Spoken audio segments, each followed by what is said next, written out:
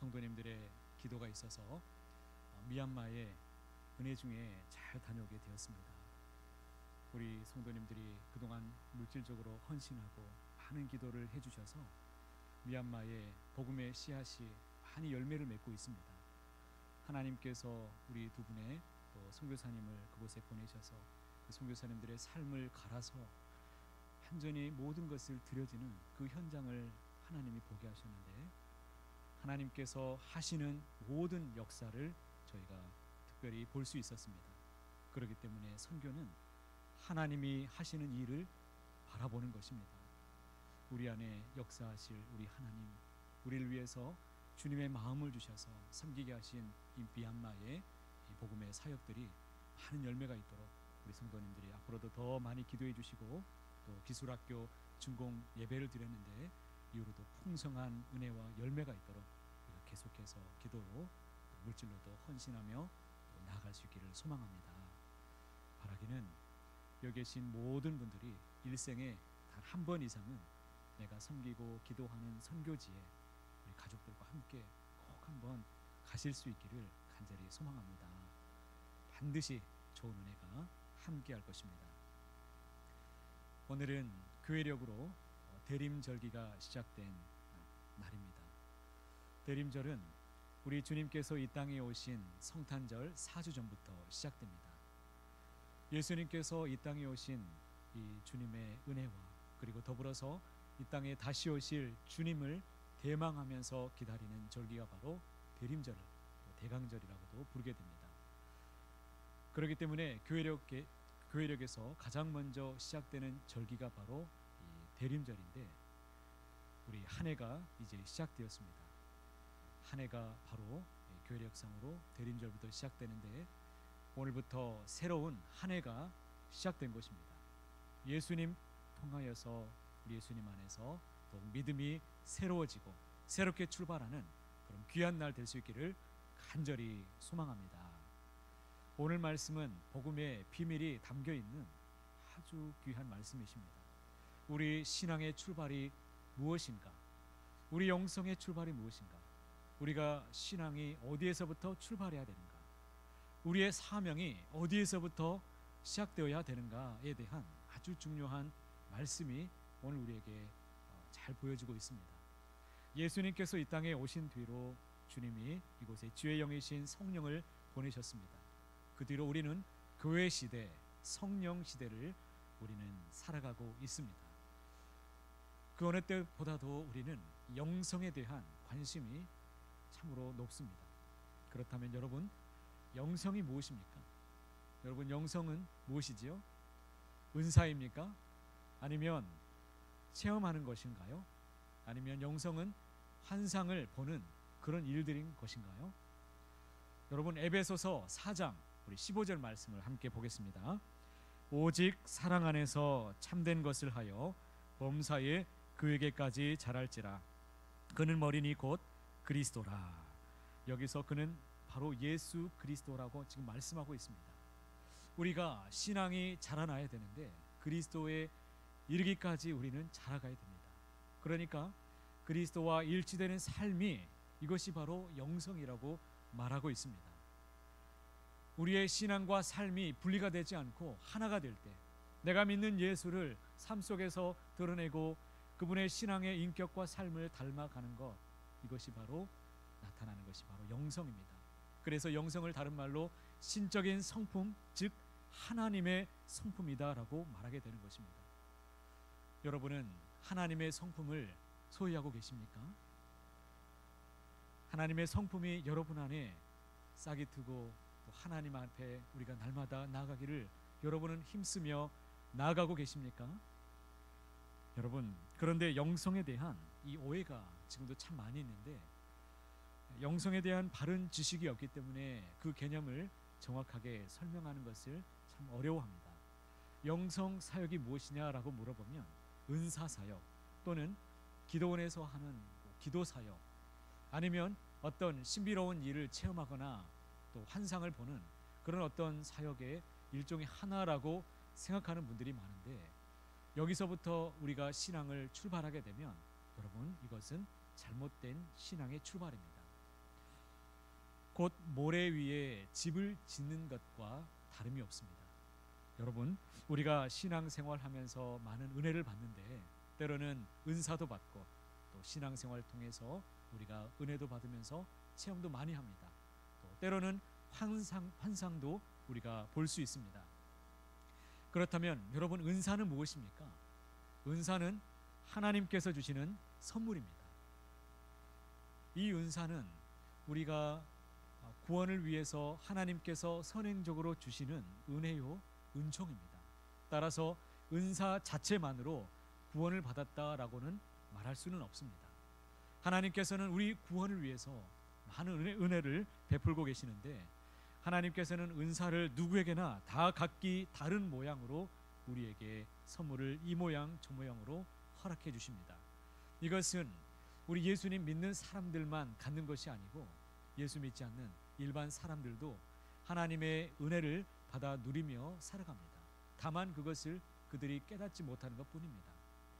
주님이 주시는 은혜, 그러니까 재능도 있고 달란트도 많은 사람들이 누리며 살아가고 있습니다. 그러나 단지 깨닫지 못한다는 것입니다. 그래서 이사야 6장 9절 말씀에 보면 이렇게 말씀하시죠. 너희가 듣기는 들어도 깨닫지 못할 것이요 보기는 보아도 알지 못하리라. 여러분, 깨닫는 것이 하나님의 은혜입니다. 여러분, 환상이나 체험도 마찬가지입니다. 이것은 모두가 다 은사와 같이 하나님께서 우리의 구원을 위해서 선행적으로 주시는 하나님의 은혜요 또 선물인 것입니다. 따라서 내가 은사를 많이 받았다고 해서 또 어떤 체험을 많이 받았다고 해서 그것이 구원인가? 그렇지 않다라는 것입니다. 여러분, 은사는 불씨와 같습니다. 여러분, 우리가 씨를 뿌리면 이 씨가 열매를 맺고 많은 꽃을 피우도록 하기 위해서 우리가 잘 가꾸어 줘야 됩니다. 그래야 꽃이 피고 열매를 맺게 되는데 신앙생활도 마찬가지입니다. 우리가 예배를 통해서 하나님의 말씀의 은혜를 받습니다. 또 우리가 집회를 통해서 큰 은혜를 받고 결단들을 하게 되는데 여러분, 세상에 우리가 살아가는 동안에 그 은혜들을 온데간데 없이 우리가 그 은혜가 식어질 때가 참 많이 있습니다. 왜 그럴까요? 그 은혜가 오래가지 않고 왜 식어지는가? 누구에게 문제가 있는 것일까요? 우리는 그 불씨들, 은혜의 불씨를 태우지 않았기 때문에 그 불씨가 금방 식어지고 꺼져버리는 것입니다. 그래서 바라기는 예수 그리스도를 통해서 이 시간 생명의 씨앗이 온전히 우리 안에 심겨질 수 있기를 원합니다. 우리 안에 있는 이 생명의 복음의 씨앗들이 하나님께서 우리에게 오늘도 말씀하시는 이 귀한 은혜가 식어지지 않도록 우리는 항상 하나님의 은혜의 자리에 더 가까이 나와야 될 것입니다. 그리고 말씀의 그 지배 아래에서 항상 말씀의 은혜를 받고 말씀의 다스림을 받으시기를 원합니다. 그러므로 우리의 믿음의 출발이 과연 어디에서부터 출발해야 되는 것일까요? 은사입니까? 환상입니까? 아니면 체험으로부터 시작되어야 되겠습니까? 그렇지 않습니다. 여러분, 여기서부터 시작되게 되면 교회의 또 질서를 어지럽힐 수도 있습니다. 이런 신자들이 때로는 또 의도치 않게 문제를 일으킬 수도 있다라는 것입니다.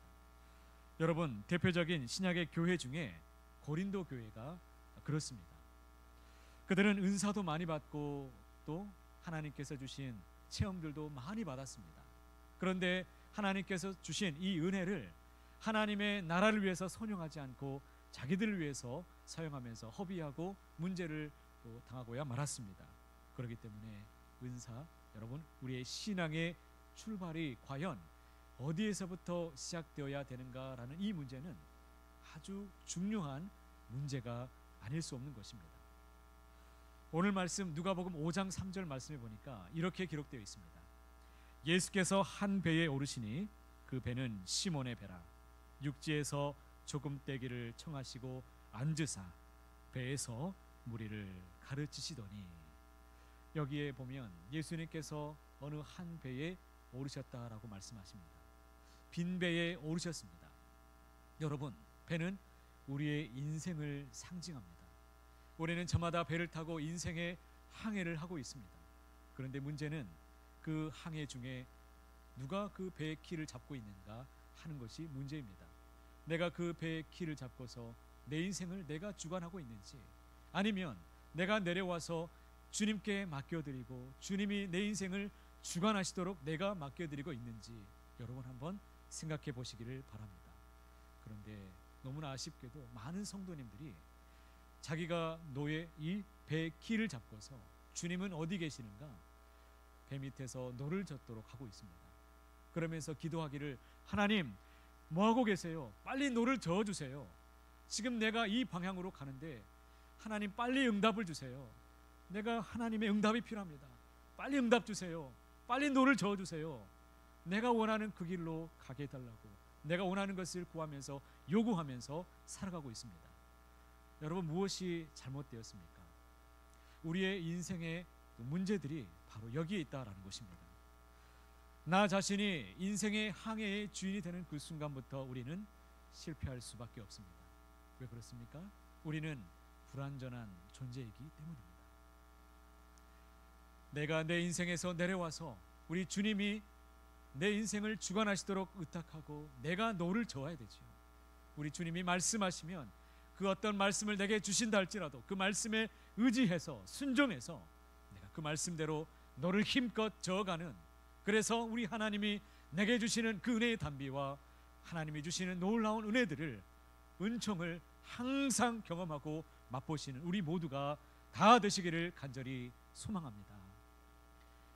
그런데 우리는 이 사실을 너무나 잘 알고 있습니다. 주님이 내 인생의 주인이 되어주시면 얼마나 좋다는 것을 우리는 너무나 잘 알고 있습니다. 그런데 이것을 때때로 정신 차리고 돌아보면 내가 힘을 다해서 내가 힘을 주어 내 인생을 주관하고 있는 것을 경험하게 됩니다. 그리고 자주 넘어집니다. 자주 실패합니다.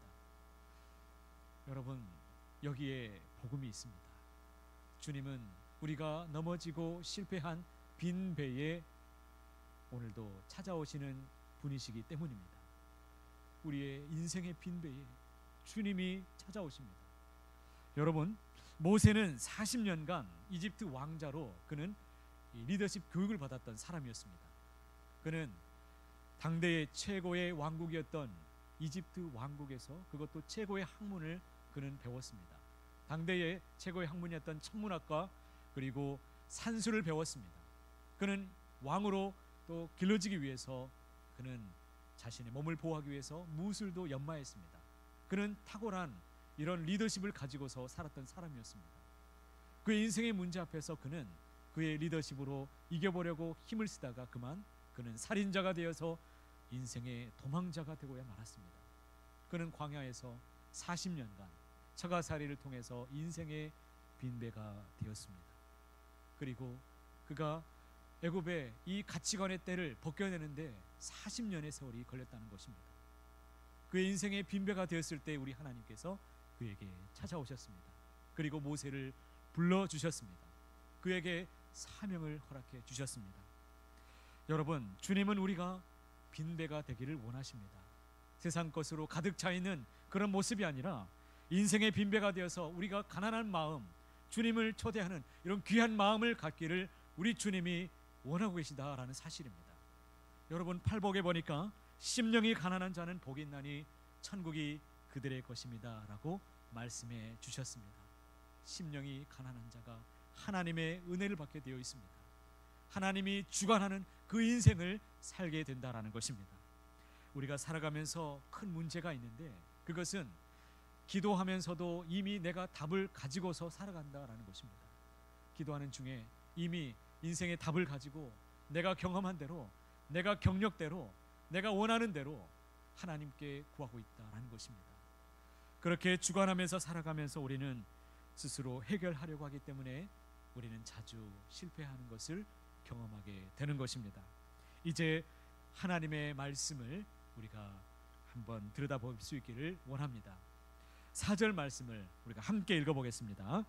말씀을 마치시고 시몬에게 이르시되 깊은 데로 가서 그물을 내려 고기를 잡으라. 주님이 시몬 베드로에게 지금 말씀으로 명령하고 있습니다. 깊은 데로 가서 그물을 내려 고기를 잡으라고 지금 말씀하고 있습니다. 그런데 지금 베드로가 안고 있는 문제가 무엇입니까? 5절 말씀해 보니까 같이 함께 이 말씀도 생각하면서 읽어보겠습니다. 시몬이 대답하여 이르되 선생님, 우리들이 밤이 새도록 수고하였으되 잡은 것이 없지만은 말씀에 의지하여 내가 그물을 내리리이다 하고, 밤에 수고했어도 고기를 한 마리도 잡지 못했습니다.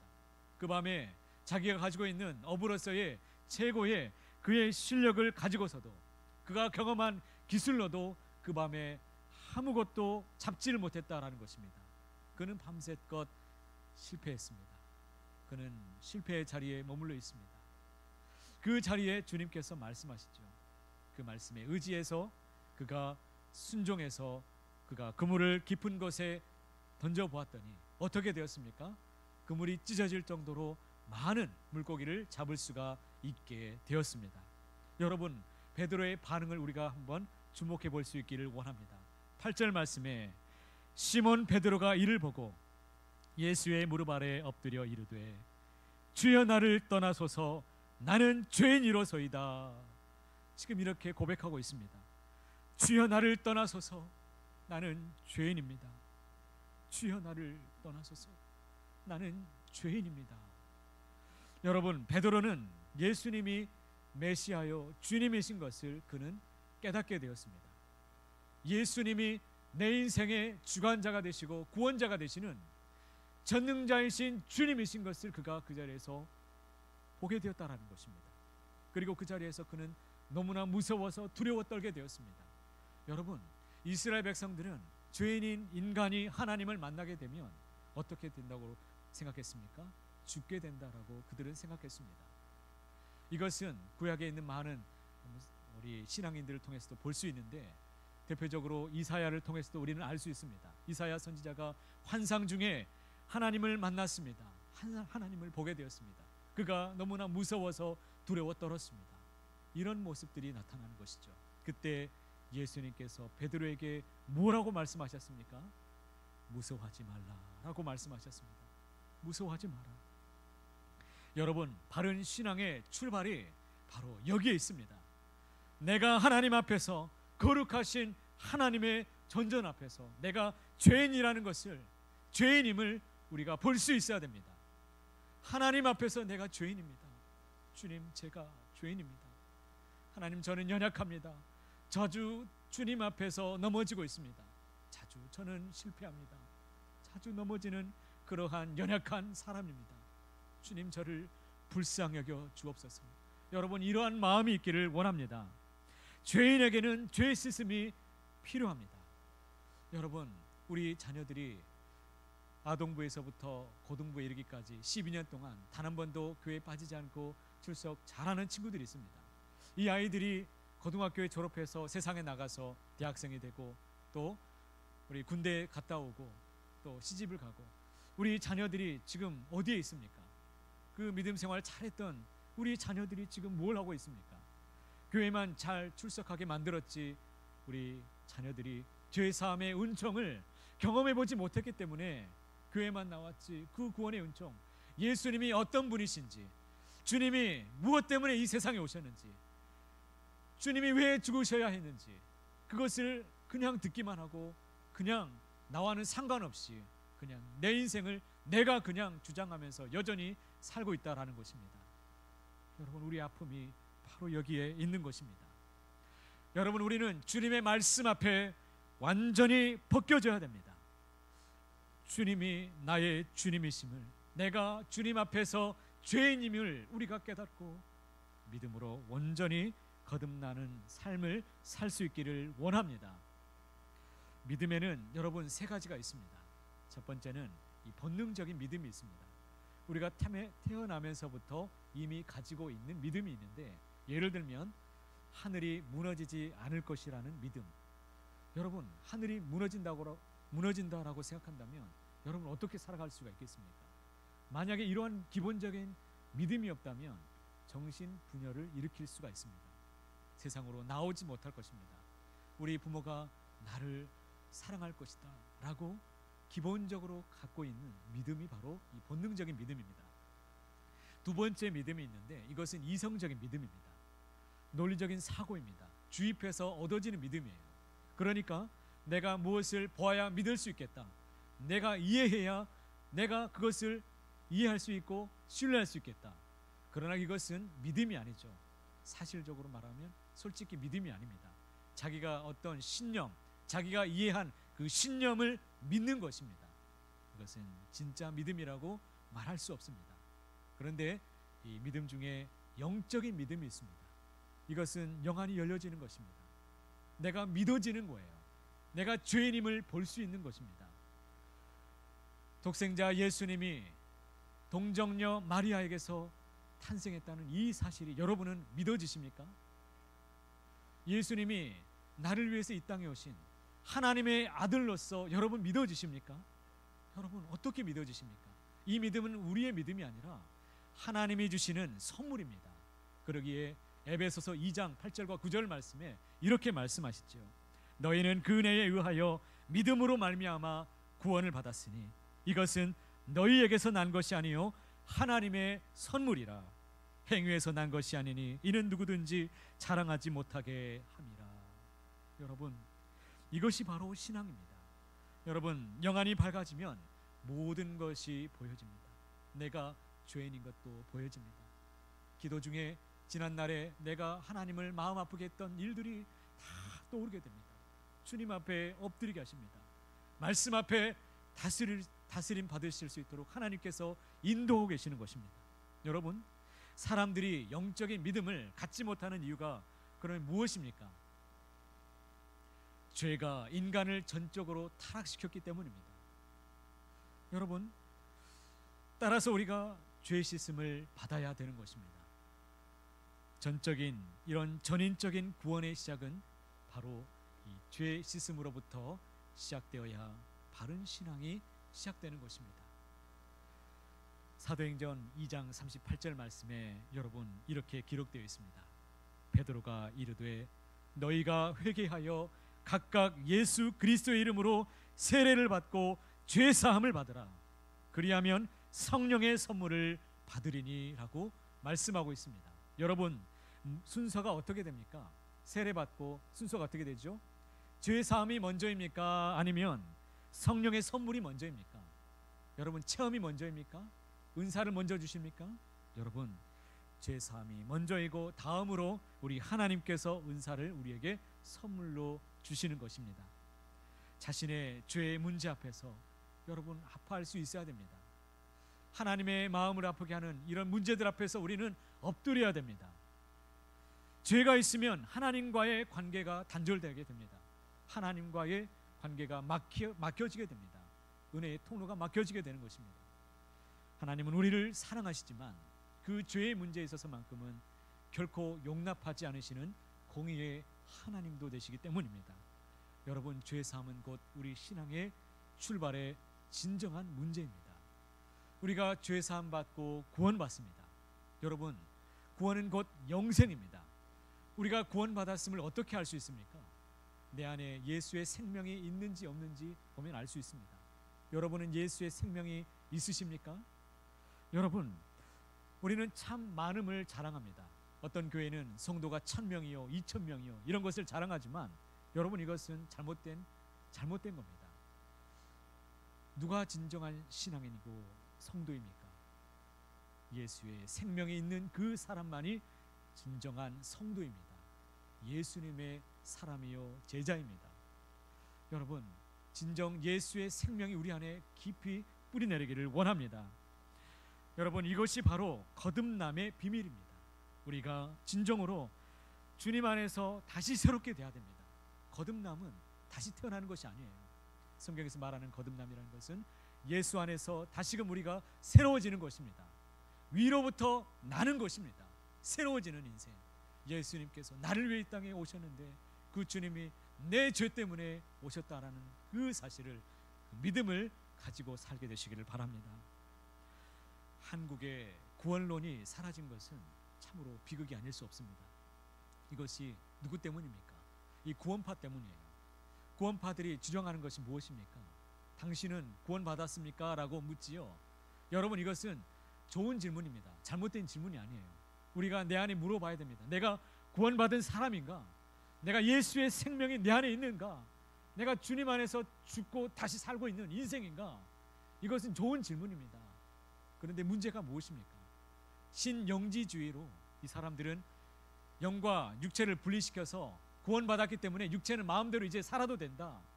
내가 이제 구원받았으니까 이제 마음 놓고 이제 살자. 그러기 때문에 이단입니다.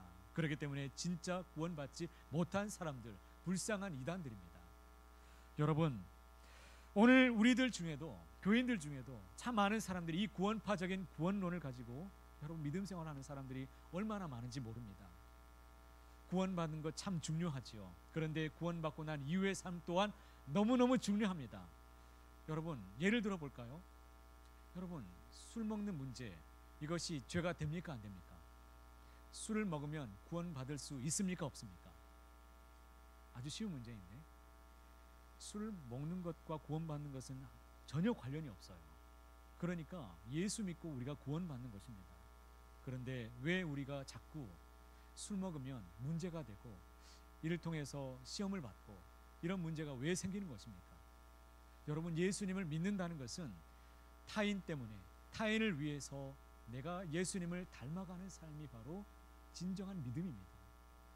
믿음이라는 것은 내 개인의 구원만의 유익함이 위한 것이 아니라 나를 불러 세워주신 주님이 나를 불러주신 이유가 있기 때문에 나를 구원해 주셨는데, 여러분, 우리가 예수님을 믿는다는 것은 나로 인해서 다른 사람들이 하나님을 만나게 하는 것, 하나님 나라의 삶을 보게 하는 것, 이런 복된 인생이 바로 영성이며 신앙입니다. 이것이 바로 영원한 생명이 있는 신앙의 인격, 주님을 닮아가는 삶인 줄을 믿습니다. 여러분, 어느 목사님이 강단에서 말씀 선포하다가 술집에서 술 한 잔 탁 꺾고 있는 것을 여러분들이 보신다면, 여러분, 은혜가 됩니까? 삶이 중요합니다. 구원받은 이후의 삶이 중요하다라는 거예요. 이것이 구원과는 상관이 없지만, 그러므로 바울이 뭐라고 말합니까? 우상 제물에 대해서 누군가 실족하는 그 사람이 나로 인해서 발생한다면 연약한 그 사람을 위해서 내가 이제는 앞으로 영원히 고기를 먹지 않겠다라고 선언하게 된 것입니다. 여러분, 우리는 하나님이 나를 구원해 주셨다는 것을 꼭 믿으시기를 바랍니다. 우리는 예수님으로 인해서 죄의 씻음을 받은 사람들입니다. 영원한 생명을 소유하게 된 사람들입니다.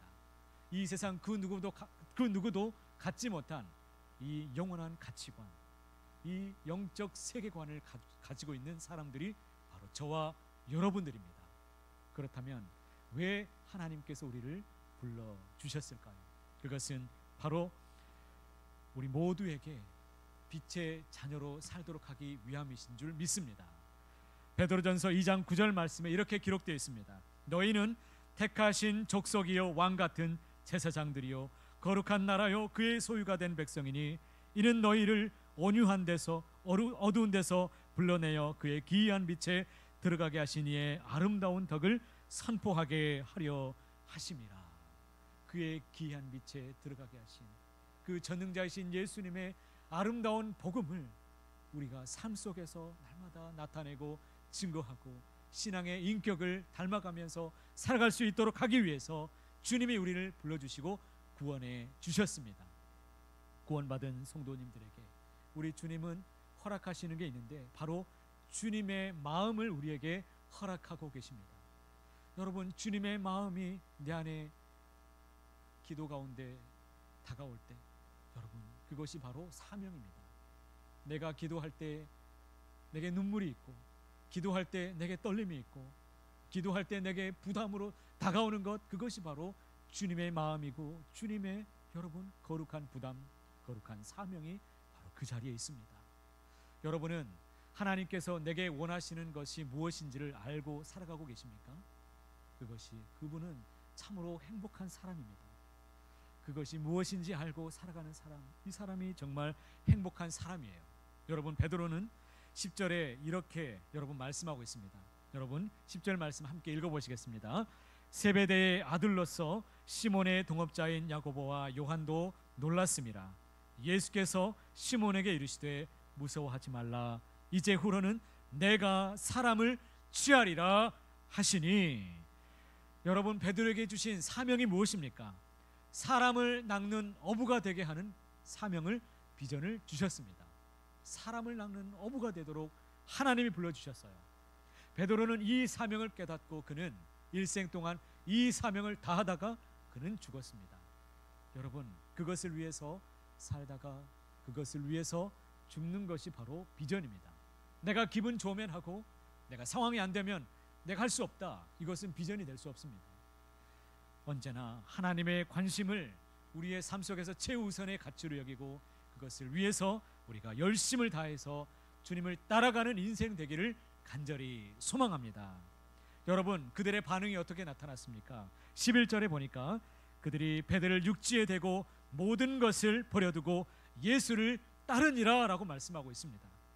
이것이 진정한 여러분 사명입니다. 주님의 마음을 깨닫고 정말 주님께서 원하시는 그곳에 자기의 마음을 두고 주님을 향해서 열심을 달리는 이 신앙인의 삶, 여러분, 이것은 문자적인 해석이 아니라 모든 것을 다 버려두고 쫓으라는 것이 아니라 우리가 주님을 따르는 데 있어서 방해가 되는 그 어떤 것도 주님 앞에서 과감없이 내려놓을 수 있기를 바랍니다. 육신의 정욕과 또 안목의 정욕, 이생의 자랑, 세상의 헛된, 내가 쫓고 있는 모든 헛된 우상들을 다 내려놓고 온전히 주님만을 의지해서 주님만을 따라가는 인생 되기를 원합니다. 오늘날 사명을 우리 주님은 교회의 직분의 형태로 오늘날 우리에게 허락하고 계십니다. 내게 주신 직분만 내가 잘 감당해도 하나님 나라의 큰 상급이 풍성할 줄로 믿으시기를 바랍니다. 예배 생활만 잘해도 여러분, 이것이 사명입니다. 내가 예배의 자리를 잘 지키고 하나님 앞에 예배 잘 드리겠습니다. 내가 기도의 자리에 항상 나가겠습니다. 이것도 사명입니다. 왜요? 여러분, 이 세상에는 예배를 폐하기 위해서 온 악한 영이 있기 때문입니다. 예배의 자리를 사모하고 예배 드리기를 원하는, 더욱 기뻐하는 우리 모두가 되시기를 바랍니다. 사랑하는 성도 여러분, 우리 주님이 나를 위해 이 땅에 오셨습니다. 우리를 구원하여 이 세상에 정말 가치 있는 인생이 되도록 우리를 한 사람 한 사람 불러주셨습니다.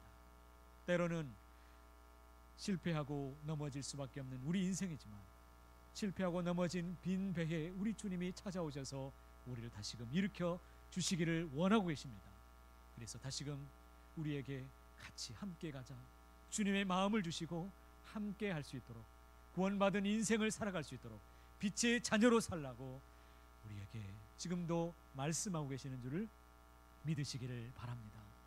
예수님 잘 믿어서 믿음으로 하나님 앞에 순종해서 내게 주신 그 귀한 직분과 하나님께서 주시는 그 마음을 가지고서 항상 하나님을 영화롭게 하는 우리 서강의 모든 성도님들이 다 되시기를 높으신 주님의 이름으로 간절히 소원합니다.